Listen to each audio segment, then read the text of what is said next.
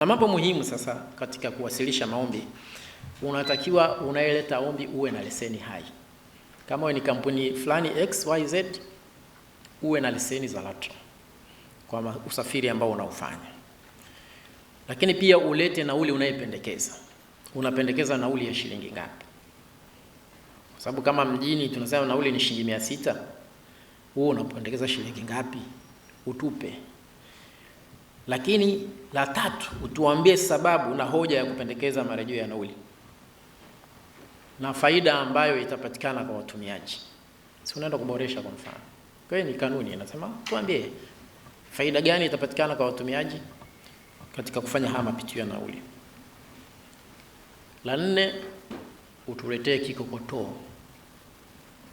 Umefanyaje hesabu zako, calculations, kuona umeweka vitu gani katika gharama, alafu umeweka ile profit margin kiasi gani, ili uendelee kubaki kwenye soko kwa mtaji uliowekeza upate na faida. Kwa hiyo lazima tuletee kikokotoo, yani umekokotoa vipi kufikia nauli unayoipendekeza. 5, unatakiwa kutuletea hesabu zako zilizokaguliwa. Hapa ndo kuna mtihani kwa wasafirishaji wengi. Unazo hesabu zilizokaguliwa? Kwa sababu alisemaga, mnakumbuka Shaban Robert, pesa bila daftari hupotea bila habari. Sasa wasafirishaji wengi sana, wachache wapo wanatunza hesabu zao.